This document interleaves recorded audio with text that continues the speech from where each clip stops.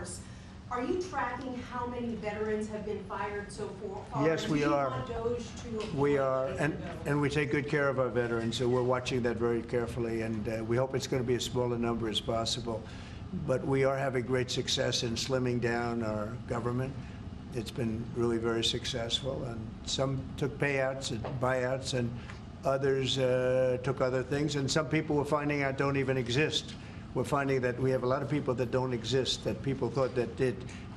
We will be making a statement on that, but we're taking care of our veterans. We love our veterans. We're going to take good care of them. Mr. Okay, please. Mr. President, could you be persuaded, as part of a peace settlement in Ukraine, to provide air cover, a backstop security position to the contributions that Europe might make as well? Well, so President Zelensky's coming to see me on Friday morning, and we're going to be signing really a very important agreement for both sides, because it's really going to get us into that country. We'll be working there. We'll have a lot of people working there. And so in that sense, it's very good. It's a backstop, you could say. I don't think anybody's going to play around if we're there with a lot of workers and having to do with rare earths and other things, which we need for our country. And we appreciate it very much. And I look forward to seeing him. We'll be talking about it, and we'll also be talking about that today with the Prime Minister. Yeah, I mean, as you know, we've already indicated that we'll play our full part in making sure that any deal, if there is one, and I hope there is, and I think this is a historic moment to make sure it's a lasting deal, and we're about to have a discussion about how we can make that work. But I have to say this, as I said yesterday, you know, you're talking about a peacekeeping force. We have to make a deal first. Right now, we don't have a deal. We have Russia, we have Ukraine. I think we're very well advanced. I think Russia has been acting very well. We have Representatives Steve Witkoff and Scott and Marco and JD. We're all involved, every one of us, and a lot more. But I think we're very well advanced on a deal, but we have not made a deal yet. So I don't like to talk about peacekeeping until we have a deal. I like to get things done. I don't want to give it the bad luck sign. We don't want to do that. But we've had very good talks with Russia, and we've had very good talks, as you know, with Ukraine. Yes, sir. Mr. President, does the Prime Minister have to choose a closer relationship with the EU as he is seeking and a good trade relationship with you? Which one should he go for? Well, I think we have just a great relationship. We actually had a good relationship before. We've met a couple of times, and I'm very impressed with him. I'm very impressed with his wife, I must say. She's a beautiful, great woman. And I second that. I said you're very lucky. He's very lucky. And no, we've had a very good relationship. Are you worried about Britain potentially undoing some of the benefits of Brexit by seeking a closer tie with the EU, who you said was set up to screw? No, I don't worry about that.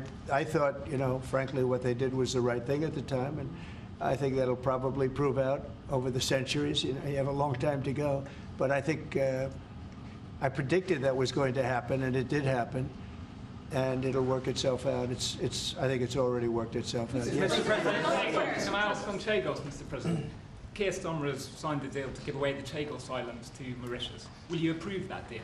Well, we're going to have some discussions about that very soon, and I have a feeling it's going to work out very well. They're talking about a very long-term, powerful lease, a very strong lease, about 140 years, actually. That's a long time. And I think we'll be inclined to go along with your country.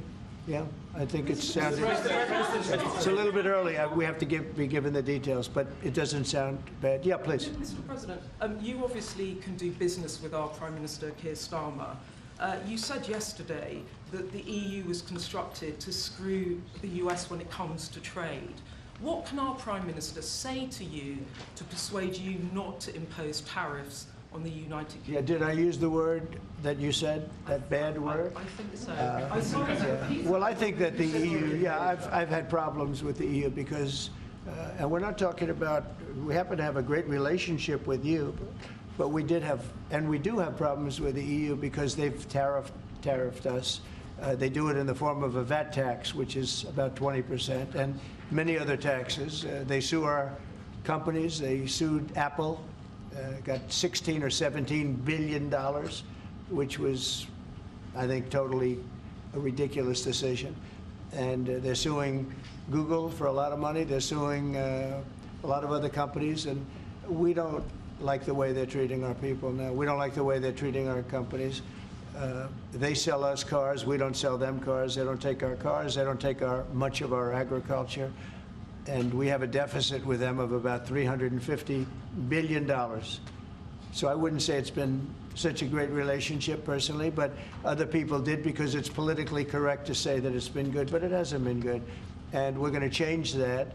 And we are going to have reciprocal tariffs. We're not going to have tariffs. We're going to have reciprocal. Whatever they charge us, we're going to charge them, which for many years, foolishly, I would have done that, but then all of a sudden we had COVID and we had other things to think about. So it took me a little while to get that on. But we had, in my first 4 years, we had the greatest economy in the history of, I think, the world, but certainly in the history of our country. I think we're going to have that again. But the EU was very, very tough on us from the standpoint of trade. Then you could take it a step further and go into NATO, and that was a very tough situation for us. I mean, that's been a very tough situation because we were paying a disproportionate share, and it wasn't good. So, as you know, they paid hundreds of billions of dollars after I got involved, and they evened it out a little bit, but not very much. And then if you look at the war, we're in for $300 billion plus, and they're in for $100 billion. They get their money back, and now we'll get our money back also. But under Biden, you wouldn't have done that. Biden did a terrible job, I have to say. I hate to say that about somebody that sat here just before me, but he did a terrible, terrible job. That war should have never happened, the war between Russia and Ukraine. Frankly, October 7th should have never happened. Israel, that should have never happened. What happened there should have never. Inflation should have never happened. Afghanistan should have never happened. The way they got out, not getting out, but the way they got out. So, but I can say that as far as we're here for a different reason, we're talking about a very different place. And this is some place that I have investments there. I own Turnberry, I own Aberdeen, and I own a great place called Doonbeg in Ireland. So, you know, I have a great warm spot for your country. And our trade, obviously, is fair and balanced, and in fact, you've got a bit of a surplus, so we're in a different position there. And obviously, we contributed hugely in relation to Ukraine, and taken together with Europe, there's about 50% It'll of what's work gone out. in. It'll work. It's going to work. On a personal level, Mr. President. Thank you. So does that mean there won't be any sanctions on the UK then?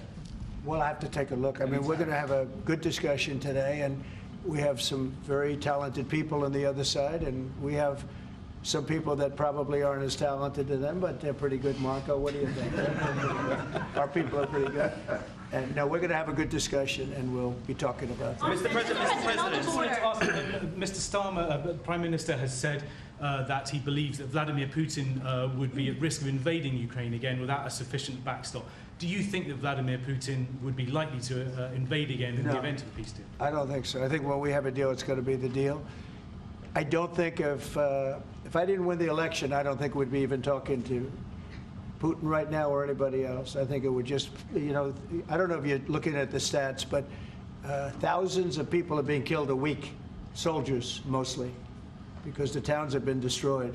But thousands of soldiers. This was a very bad week, by the way. I get the stats. Terrible numbers. And you're talking about a human life. Number one, I want to see that, and it doesn't involve American soldiers, but it's Russian and Ukrainian soldiers, and I think I'm speaking for both. Yeah. Number one, we want that. to see that stop, and number two, I want to stop paying the kind of money that we're talking about. You know, we're helping, and we're helping NATO, but we're helping a lot, more than anybody else by far, and I want that to stop also. Mr. President, the European... Jeff, go ahead. Thank you, sir. You talked about trade tariffs this morning on your social media site. Just a question about China. 10% tariffs has already been implemented on China. Are you planning to do an additional 10 above the 10? This will be an additional 10 above. Correct. And is there, from the talks with Canada and Mexico so far, are you not seeing the progress that you wanted in order to I don't see it at all. No, not on drugs. We've done a great job. If you look at Tom Homan, he's been incredible, and Christie, they've done a great job in terms of the border. But the drugs continue to pour into our country, killing hundreds of thousands of people. We're losing substantially more than 100,000 people. I mean, dead. They're dead. The families are destroyed after that happens. So it's, you know, it's not just that. That's the ultimate. But the The families are absolutely destroyed. The drugs come in through Mexico. They come, a lot of them, not all of them, but a lot of them come from China. And that's why we did that. It's 10 plus 10. In 10 case, plus 10 was there confusion on that? There was, sir, yeah. Okay, 10 plus 10. It's a second 10. And I think you're going to see, eventually you're going to see drugs stopping, because the country should not be allowing those drugs to come into the United States of America, and we're not going to allow it to happen. So that goes on the 4th of March. And then on the 2nd of April, we have reciprocal tariffs. That's reciprocal, where we charge countries what they're charging us. And nobody should have a problem with that. We have reciprocal, it's reciprocity. It's something that I think everybody I've spoken to said that's fair, and it is. If somebody charges us 25%, we charge them 25. If somebody charges us 10 or 15 or 30 or 70, we charge them an exact like amount. And it's pretty simple, but it's reciprocal tariffs, because the United States has been taken advantage of by many, many different countries, including our friends, friend and foe. And in many cases, our friends took bigger advantage of. When you talk about the EU, we're talking about the EU. The EU has been really very bad to us in terms of trade. And I'm a different kind of a president. I can't let that happen. Thank you. You said just now. Yeah, please, ma'am, go ahead. Mr. President, what would you be willing to do if Vladimir Putin did not stick to the terms of any deal on Ukraine? If he not what? If he did not stick to the terms of any deal on Ukraine, because he has a history of not sticking to his word when it comes to international agreements. I think he'll keep his word. I think I've spoken to him. I've known him for a long time now. You know, I've known him. We had to go through the Russian hoax together. That was not a good thing. It's not fair. That was a rigged deal, and had nothing to do with Russia. It was a rigged deal with inside the country, and they had to put up with that too. They put up with a lot. It wasn't just us. They had to put up with it, with a phony story that was made up. I've known him for a long time now, and I think he will.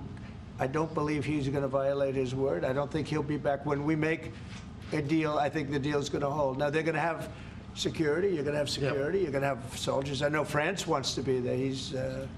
The president has said he wants to have soldiers there. I don't think we're going to even be necessary, but I don't think there'll be any problem with keeping the deal with the security. We're going to discuss that. You want to say something? No, I was just going to say, I mean, the deal, if we get it, is going to be hugely important. I don't think it would have happened if the space hadn't been created for it by yourself. But if there's a deal in, we've got to make sure it's a deal that lasts, that is not temporary, that lasts, and that's why we need to make sure that it's secure, and we've lent in and said we'll play our part, and we've talked and we will talk about how we work with yourself, Mr. President, to ensure that this deal is something which is not violated, because it's very important that if there is a deal, we keep it. And that will be, and I think I can say that will be the easy part. That's the part we look forward to, because putting security there, that's the part we all look forward to. That's easy. The difficult part is getting the deal made. So, yeah. But I think we've come a long way. Did you have something? Yeah, on a personal level. He's got such a nice face. Oh. He's smiling. But watch, he'll ask a total killer question. Those are the I've known him a long time. Yeah, the ones that get you. No, he looks like a nice guy. On a personal level, Mr. President, what do you get on most? What's your common ground with Sir Keir Starmer? Because you're both from different political backgrounds. It's true. I think I can say this because we've known each other now really for a little while. This is not our first meeting, as you know. He loves his country, and so do I. That's our common theme. He loves his country, and I love our country. And we also have two countries that have gotten along for the longest period of time. Right? Yeah. Number one ally on each side. And we have good. France and Australia, we have a lot of good ones. But we've had a long-time relationship, a long time, hundreds of years. And we like each other, frankly, and we like each other's country, and we love our country. And I think that's our common thread. Okay? Mr. President, the Europeans... Yeah, please. On tariffs, you just said with China... Who are you with? I'm with The Independent. Oh, that's good. It's on tariffs. You just said with China... Thank you. We charge them. We charge them as in we charge China, but the tariffs are paid eventually by American importers and consumers. No, they're not. No, I think they're paid for by the country. But, you know, look, we can get into that. I had I put a lot of tariffs on in my first term, and we made tremendous amounts of progress because of those tariffs. China paid us hundreds of billions of dollars, billions. We never had because they took advantage. And President Xi's a friend of mine, but he knows better than anybody took advantage of our country. He took advantage of presidents that didn't know what they were doing. And they expect them. They actually expect them. The smart countries expect them from me because they know me and they know our country. But they got away with murder for decades, and we just can't let that happen anymore. Behind you, please. That's very kind, Mr. President. It sounds as though one of you completely trusts President Putin and one of you doesn't trust him an inch.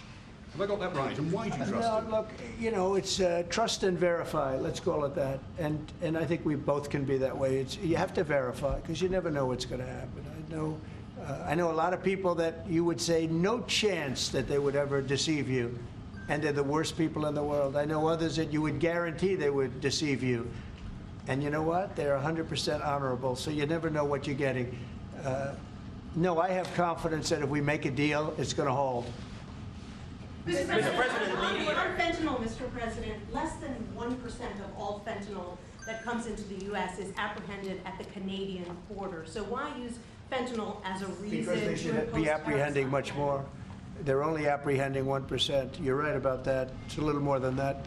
But they should be apprehending much more because a lot comes through Canada. And as Mexico gets stronger in terms of the border, it goes up to Canada. And a lot of drugs are coming in through Canada. We can't have that. Mr. President, Yeah, go ahead, please, in the back.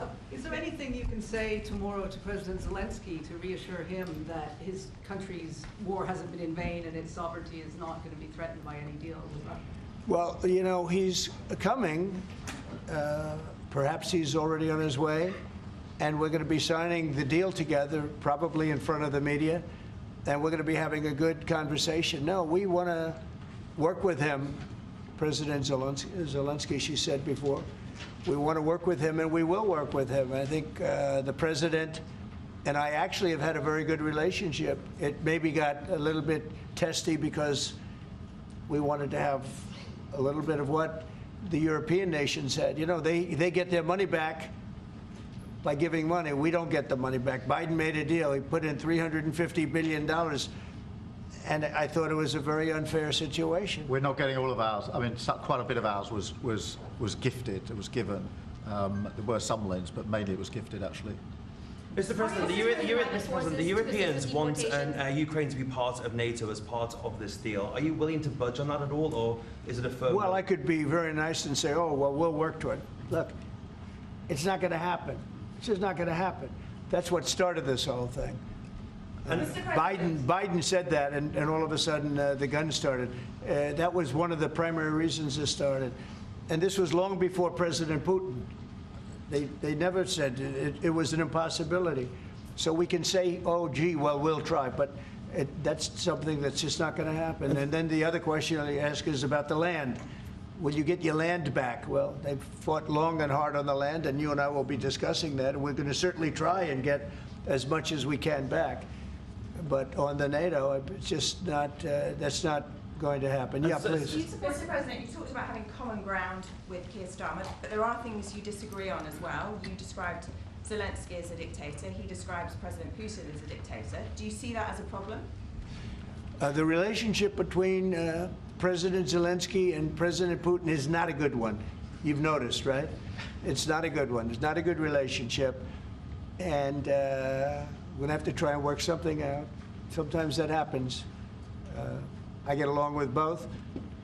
I have a very good relationship with President Putin. I think I have a very good relationship with President Zelensky. And now we're doing the deal, and we're going to be in there. We're going to be actually in there, digging our hearts out.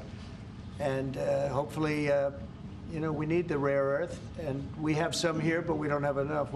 Our economy is very strong, and we need a lot of things that, in some cases, we don't have here. So I think we're going to have a very good relationship, but the relationship between them is not the best. Mr. President, do you still think that Mr. Zelensky is a dictator? Did I say that? I can't believe I said that. Next question. Sir, will you be discussing AUKUS, sir? Yeah, please, go ahead, Yeah, sir. George Parker from the Financial Times. Can you see any situation where US forces could be deployed as a backstop in a peacekeeping operation in direct confrontation with Russian forces? Well, there is a backstop thing. You know, first you're going to have European countries because they're right there. We're very far away. We have an ocean between us.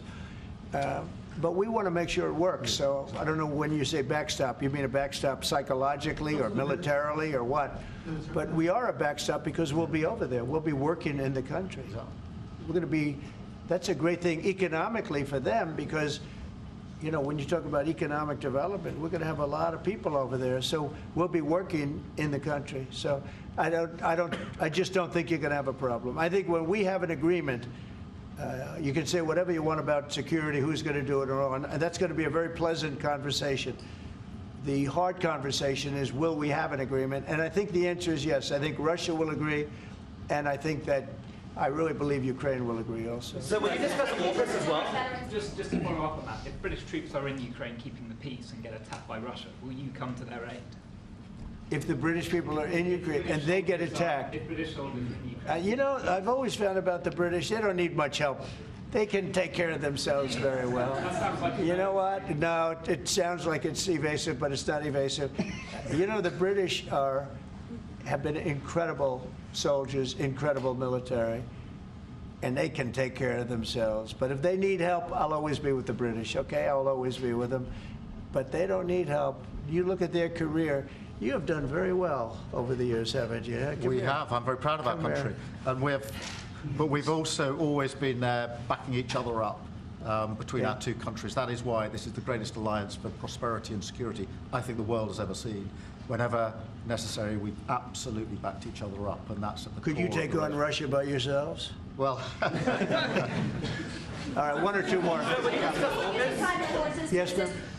In his remarks at the Munich Security Conference, Vice President Vance condemned free speech violations in the UK, particularly. Could you respond? What is your message? I have an idea. We have the man right here. Come on. Let's go, JD. We're putting you on stage. Great. Yeah, look, I said what I said, which is that we do have, of course, a special relationship with our friends in the UK and also with some of our European allies. But we also know that there have been infringements on free speech that actually affect not just the British. Of course, what the British do in their own country is up to them, but also affect American technology companies and by extension American citizens. So that is something that we'll talk about today at lunch. We've had free speech for a very, very long time in the United Kingdom, and it will last for a very, very long time. Well, no, I mean, certainly we wouldn't want to reach across US citizens, and we don't, and that's absolutely right. But in relation to free speech in the UK, I'm very proud of our history there. Will you discuss AUKUS, sir? Will you be discussing AUKUS with the Australians and the Brits? Will you be discussing AUKUS with the Prime Minister, sir? What does that mean? AUKUS, the Australia-US Defence Alliance. Yeah, well, we'll be discussing that. We've had another great relationship, and you have too, with Australia. Yeah. We've had a very good relationship with Australia, please. Mr. President, while we have the Vice President here, are you both disappointed that the AfD didn't come first in the German elections, given your previous support for them? No, whatever happens with Germany, look, the relationship has been very strong with Germany, but we'll have to see what happens. They have a lot of things going on right now. We'll have to see. No, I'm not disappointed about anything. If anything, you would say that the group that we would be most opposed to lost, but we got along with them also. We have a very good relationship with all groups in Germany. Former Blackwater CEO Eric Prince was on our channel News Nation. He was talking about his proposal to use private forces to assist in deportations. Have you read that proposal, and do you support it? No, I haven't seen it. I don't think it's necessary. Our people are doing a phenomenal job. I wouldn't be opposed to it necessarily, but I'd go to our military people, and I'd go to Tom Homan and Christie. I'd go to the various and ask, but I don't see it as being. We're doing unbelievably in getting people out, getting criminals out, people that should have never been here, that the Biden administration with their stupid open borders should have never allowed. They came in from prisons and jails and mental institutions, and gang members and drug dealers coming into our country like this. We're getting them out, and we're doing really well. I mean, the level of effectiveness has been incredible. Everybody's talking about it. How about one more? Mr. President, on Wait, these no, you've asked. Mr. President, one on the Middle East. Go ahead. You look so nice. Here we go. Here's the kill. Mr. President, are there areas specifically of Ukraine that you're talking about in giving back, specifically Crimea? Have you gotten to those details yet on such an agreement? Well, you mean the areas that were taken? Yes. There are a lot of areas that were taken. Yeah, we've talked about it. A lot of the sea line has been taken. And we'll be talking about that. And we're going to see if we can get it back or get a lot of it back for Ukraine, if that's possible. We'll be seeing about that. Okay? Thank you very much, everybody. Thank you, Press. Thank you very much. Press. Appreciate it. We're headed out. Thank you. Thanks, guys.